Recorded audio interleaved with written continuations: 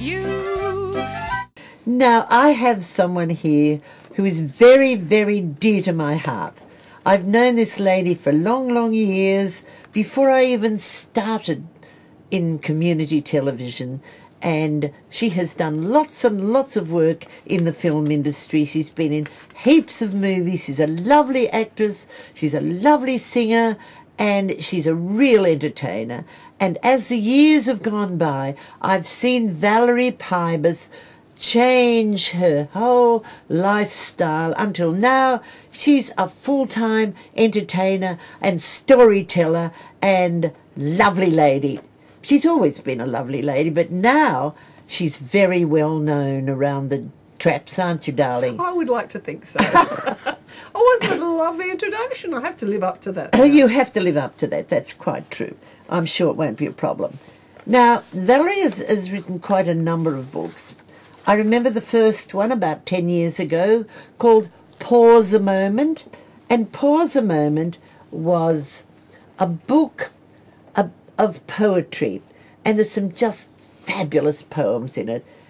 And I love the way you choose your subjects, all sorts of things. You have such a marvellous insight, Valerie, into the minds of people and animals and things. I mean, things, really. I think as an actor you become very observant because you're sort of sucking up characters, and I think that's what you do. This is true. This one is called Loss. I'm only going to read the first line. It says, "Does it not show this pain I'm feeling?" So you can imagine what the rest of it is like. It's about the pain she's feeling. The next one is nothing like that. It's all about a squirrel. Cyril the squirrel. The next one is about Christmas. And Christmas, the way it's changed over the years.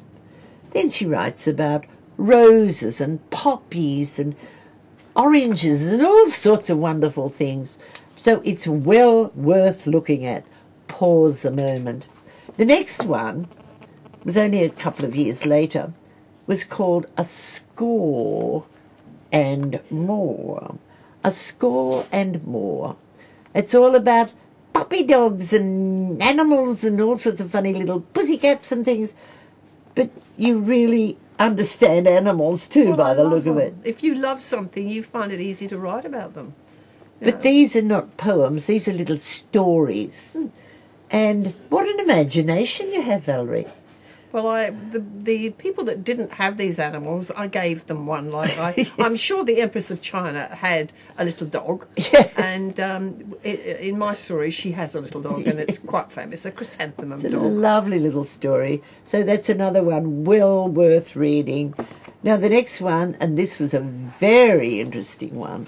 This one was a whole story from beginning to end, wasn't it? It was. And it was about a deaf girl who fell in love with a hearing man. And it's really so insightful, so interesting. We never think of these sort of things. What is life like for a deaf person? Oh, read this book and you'll learn a lot. You must have done a lot of research into deaf. Well, yes, I do, because I learned sign language. Yes. I can do that, and I do that in my Sign. presentations. Yeah. But I learned to go and find some people who were profoundly deaf, and I have a really lovely friend. She's married to a hearing man, but this was long before I wrote long after I wrote this book. Yes. And I've found there's lots of other things. So I'm writing a sequel because people have asked me for a sequel. Oh, really? What happened with them? Did she Yes. have children? Yes. So I have a whole another scenario to follow that, because I'm researching now a cochlear ear. Yes. So when I've really researched that fully, I will do that. I've got all sorts of books in the pipeline. My children's books, that's the next thing, my next one, my two little critters. But that one you have now is my latest baby, my fourth child.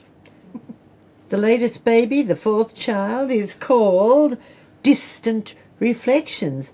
I haven't read it yet, but I can tell just from flipping through it that it is really, really different to the other books. And it's real, it's not made up. It's stuff that you've actually experienced. I've actually been there, done that. In other places, in other strange countries that I've never been to. Well, that's quite an interesting story because a magazine asked me to write a series of travel articles, which I did 7 years ago. Oh, great. And then this went on and on and on, and I ended up writing 46. Wow. And then I thought, I might put those in a book. But that morphed into being a story from a person in my age bracket who wanted to travel and had to travel alone. So I actually wrote it from my perspective of going by coach, which was economic, safe, have lots of people around you, eat with other people, see wonderful places with other people.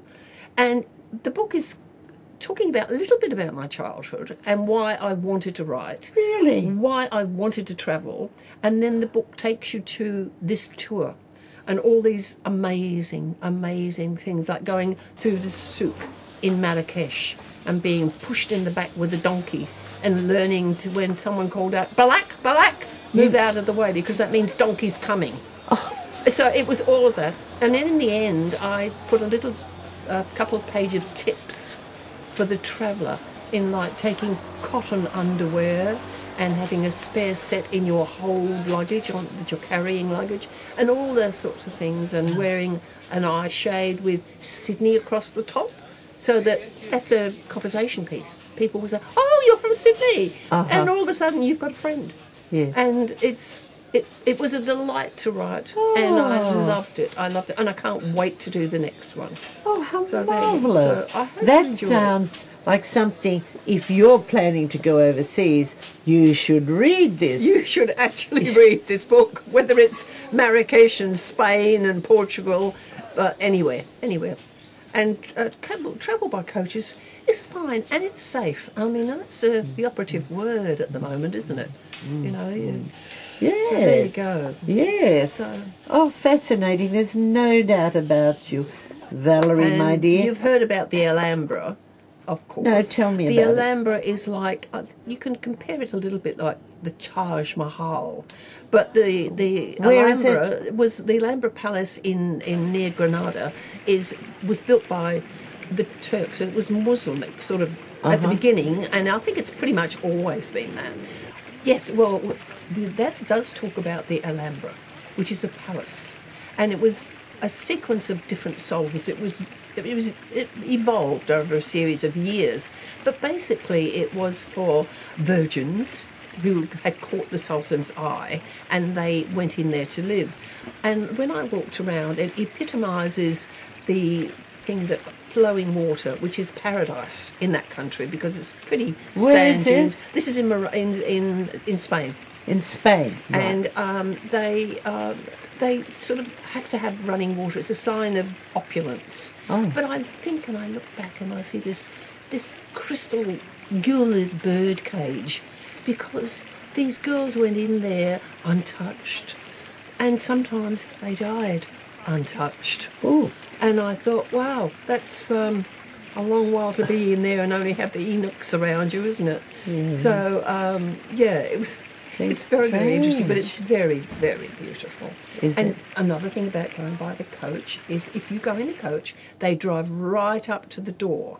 If you're an ordinary person that's caught the train or an ordinary bus there, they get dropped at the bottom of the hill, and they've got to walk up this great big hill. And we're very spoiled on the coach because you get driven right up to the doorway. You're handed your ticket like a school excursion.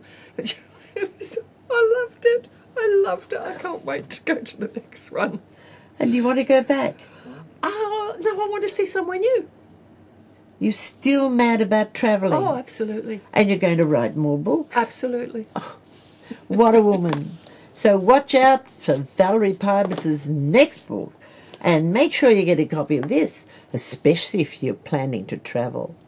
Thank you so much, my Thanks, dear, for my coming. That was lovely to see you again after all these years. It's been We're a few. still good We won't friends. talk about all the years. We'll just talk about today and what a lovely day it's been. Well, yes, this is true. But isn't it funny, Valerie, how the time goes? You know, we know each other when we're young, and then we do a couple of things, and then we see each other then we again. talk about our grandchildren. Hang on a minute. It's the same girl.